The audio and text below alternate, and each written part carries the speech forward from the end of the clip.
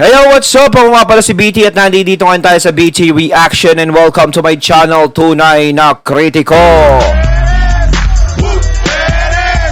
At meron po tayong panonooring video ngayon. Ito po ay nagmula kay Ders TV. Sa mga hindi pa po nakakabisita sa channel ni Ders TV, bisita na po kayo mga katunay. At kung hindi pa kayo nakakapag-subscribe, subscribe na din po kayo mga katunay kay Ders TV. At syempre, huwag nyo rin po sana kalimutan na mag-subscribe dito sa channel ko sa Tunay na Kritiko sa mga hindi pa nakakapag-subscribe and click the notification bell!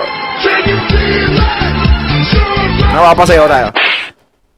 And click the notification bell para maging updated po kayo sa mga reaction videos na aking ilalabas. At huwag na natin pagtagalin at sabay-sabay na nating panoorin ang laman ng video na hatid sa atin ni Ders TV at bibigyan ng reaksyon. Bibigyan natin ng reaksyon pala. Pasok! Ang lahat, magandang araw po, kamusta na po kayo? Andito na naman ako, ang inyong lingkod na legit Dower Cards na tagahatid na mga legit na kaganapan tungkol sa TBJ. Kaya, kung isa kayo sa hindi pa nakasubscribe sa ating channel, nako, i-click nyo na po ang subscribe at bell button dyan sa baba para pag may mga bago akong balita, ay mano-notify po kayo agad-agad. At bago nga po natin simulan ng balitaan, ninais ko lamang pong magpasalamat sa inyong lahat sa walang sawang pagsuporta at pakikinig sa aking mga pang-araw-araw na balita. So mega shoutout po kila Ferdinand Alvarez ng California, kay Mel Gibbs Vergara, Ed Tamayo, Dexter Beltran, Maliari Mascareñas at Manuel Ponce. Maraming salamat sa pagtutok at pagsuporta sa TBJ. Mabuhay po kayong lahat. So eto na, at simulan na po natin ang balitaan na tunahin nating pag-usapan ng tungkol sa kaganapan kanina sa EAT. Panibagong araw na naman po ang ating pinagsaluhan kanina sa panonood ng EAT at talaga namang marami na naman po ang napasaya, napatalon, napaiyak sa hatid na good vibes ng TBJ at buong EAT family. Katunayan niyan sa therapy, isa na namang nanunood sa EAT studio ang nabiyayaan po ng tulong pinansyal na nagkakahalaga po ng 40,000 pesos. Wow! Dahilan upang maiyak si ating winner sa therapy. Kasi hindi niya po lubos akalain nga naman na mananalo siya ng ganon kalaking halaga, no? Bayan ang maganda dyan sa EAT, no? Sa TBJ at legit Dower Cards. Nanonood ka na, nasasayahan ka pa, tuwang-tuwa ka, at natutulungan ka pa. Malaking tulong yung 40,000 na yan. Pero sa panahon ngayon talaga is kailangan talaga is magtipid. Kung sakasakaling mapunta man sa'yo yung ganyang kalaking halaga, napakamamahal ng mga bilihin ngayon, grabe. Ang 1,000 nga ngayon, mga katunay, Diyos ko, ilang oras lang ubus na. Diba, mga katunay, ramdam nyo ba yun? Pero yan, yung 40,000, syempre malaking tulong kay ate yan na binibigay ng EAT. Yan, di ba? Sana all may 40. So, humuhula lang siya ng pataas pababa pero 40,000 agad-agad Wow! ang nakuha niya, no? Talaga namang padami po ng padami ang natutulungan ng bagong segment ng EAT na talaga namang nakakatuwa. Dahil hindi lang po naghahatid ng kasiyahan at aliw ang EAT, kundi naghahatid din po ng tulong pinansyal sa mga napipili nilang maswerteng maglalaro. Samantalang si Paulo Ballesteros naman po kanina pala, no, pinagtulungan po ng mga kasamahan nung nanalo. Binalibutan si Mama Paulo ng mga kagrupo nung nanalo kasi sobrang saya po nila and syempre excited sila dahil yung kagrupo nila nanalo, di ba? So hindi nga rin naman nila akalain, lubos akalain na mananalo po yung kagroup nila, no? So kanina nga po napasigaw si Bossing Vic Soto at syempre si Joey De Leon. Sabi po nila, huwag niyong bugbugin si Paulo Ballesteros. Sa sobrang excited po ng mga kagrupo ng nanalo, ganito po yung nangyayari. Tinutulak-tulak po nila si Mama Paulo. So wala naman yun kay Mama Paulo kasi alam niya po yung pakiramdam ng masaya at excited dahil nanalo ang kagrupo nung nasa likuran po ni Mama Paulo. Samantalang At ibabahagi... least talaga, si Paulo talaga, pag nakita mong ganyan, no, kahit sabihin mo ganyan ang ginawa sa kanya, alam na uunawaan niya dahil yung saya minsan. Lalong-lalo na syempre, 40,000 niya. 40,000 nanalo ako! Kahit ako manalo nga lang ako ng 20 mil, tuwan-tuwa na ako Diba? Syempre, ang maganda diyan kay Paulo is ghetto siya. Ibig sabihin ng ghetto na talagang marunong siyang makisama sa lahat ng mga tao. Hindi siya namimili ng pinapakisamahan, walang arte sa katawan. 'Di ba? Kung sa iba-iba 'yan, aalis na diyan. 'Di ba? Doon mo nakikita ganyan makisama legit Dabar Cards eh. 'Di ba mga katunay? Pick ko naman sa inyo ang online viewers ng EAT sa YouTube as of 1:39 PM po ito during GB5. So sa TVJ YouTube channel, merong 43K watching po sila. And sa TV5 Philippines, may 41K watching. Samantalang pag-usapan naman natin ang tungkol sa patama po ni Meme Vice sa MTRCB. So kakabalik-balik lang nito, meron na naman agad patama si Vice Ganda si MTRCB. Ito ay nagsimula po sa couple shoes ni Ayon at Vice kanina. Napansin kasi ng mga host na couple shoes, naka-couple shoes yung nakasuot sa kanila yung couple shoes, no?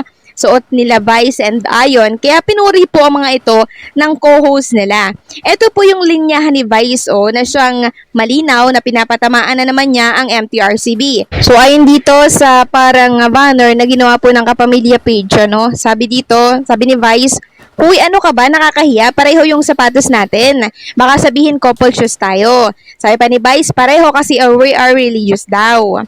Vice, "Kaya ang sapatos namin, samba." Tapos sabi pa ni Vice, "Maglayo na nga tayo, baka another 12 days yan."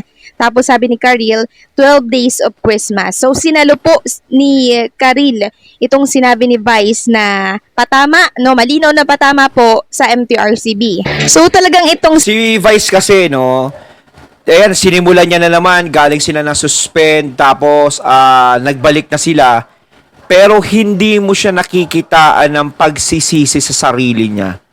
Iba talaga ang nagagawa ng kasikatan at pera. Yung tipong akala mo is napaka-powerful mo na, akala mo kaya mo na lahat, akala mo kaya mo na si ganito. 'Di ba dapat Vice, 'di ba? Dapat ipinapakita mo sa lahat na bilang artista ka eh. 'Di ba? Kilala kang tao, hindi ka naman basta-basta na simpleng mamamayan lamang. Dapat pinapakita mo sa lahat ng mga bata na maging modelo ka, marunong kang tumanggap ng pagkakamali. Pero ang ipinapakita mo sa lahat ay yung papaano maging matigas. 'Di ba? Papaano patamaan yung mga taong nakagawa sa iyo ng atraso. Imbis na ikaw ang magpakumbaba, imbis na baguhin mo yung sarili mo, hindi mo ginagawa. Dahil ba sa marami kang pera? Dahil ba sa ganito, ganyan, success ka? Diba? Iba pa rin kasi ang respeto kaysa pera. Diba? Pagpalagay natin, may nagawa nga yung MTRCB sa iyo o sa inyo na nasuspend kayo. Bakit kayo nasuspend? Dahil meron kayong pagkakamaling nagawa na hindi nyo maamin sa sarili nyo.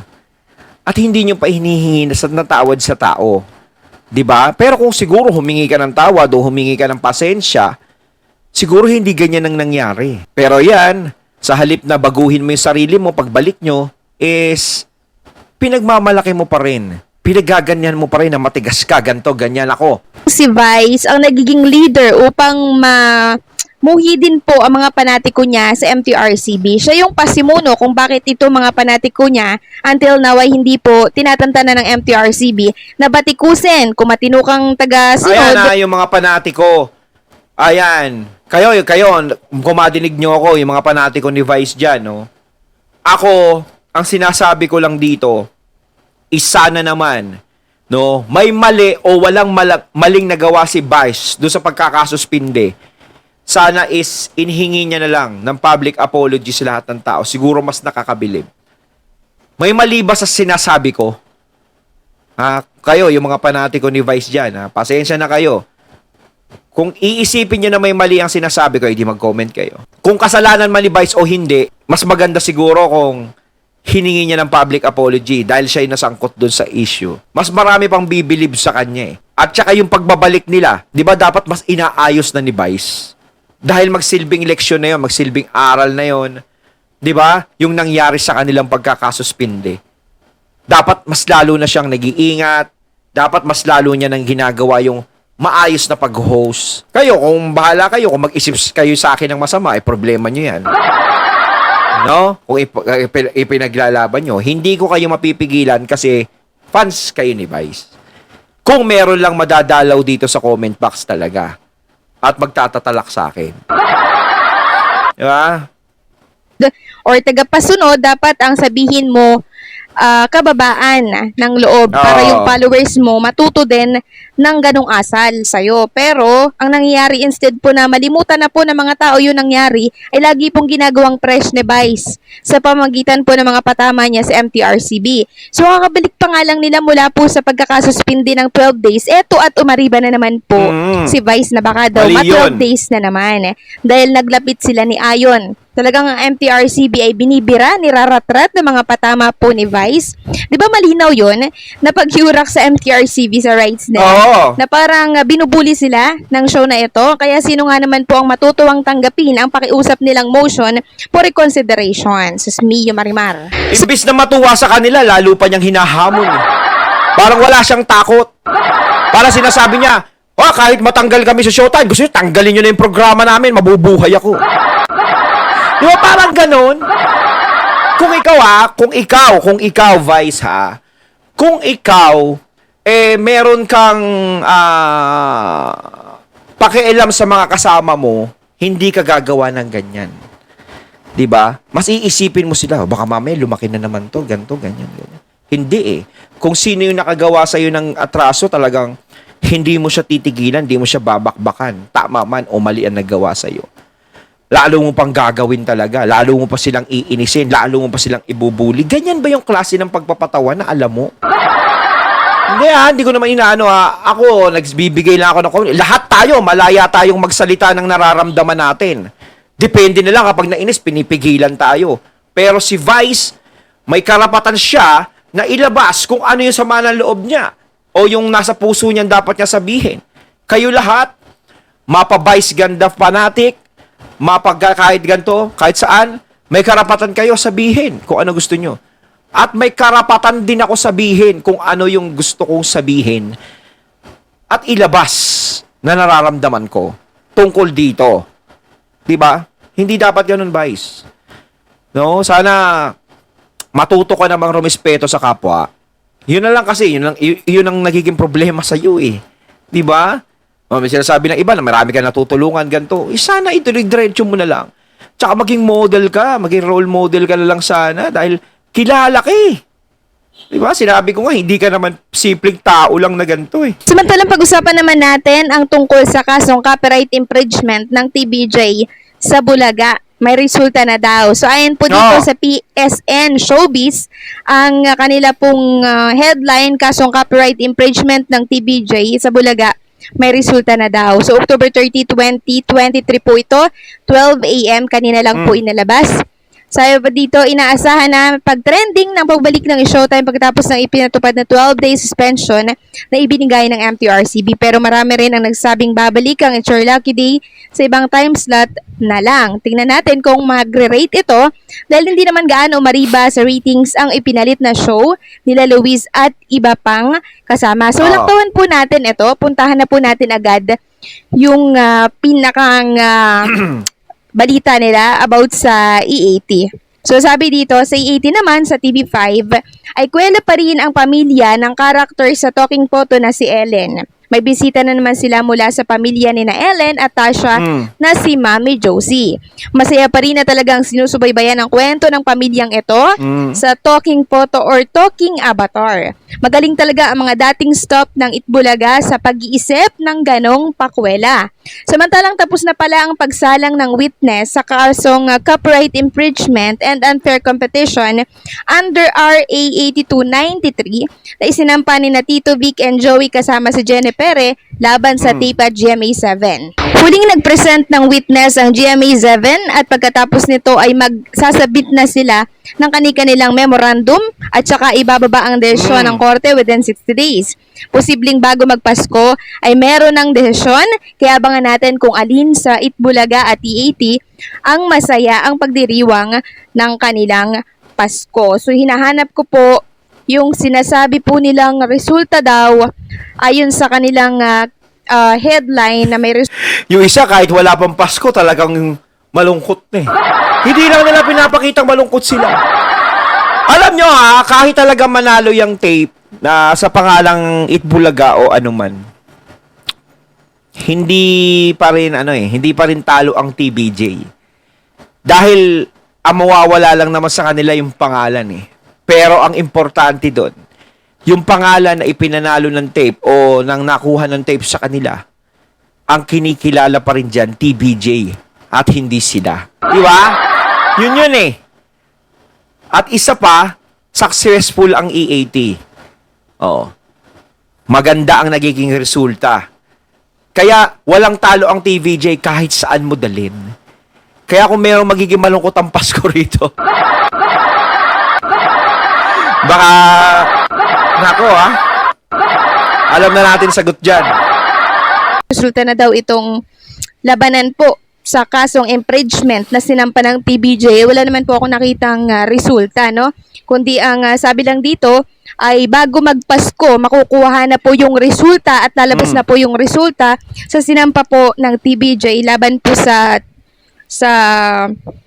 tape and syempre sa GMA 7. So may nagsasabi din naman na sa by January, lalabas yung resulta. May nagsasabi naman na bago magpasko, ay lalabas yung resulta. So ano ba talaga? 'Di ba? Kasi nagbigay ng 30 days para mag-submit nung kanilang memoranda na tinatawag. Tapos another 60 days. 'Di ba? So maaari ngang sa January na po yan.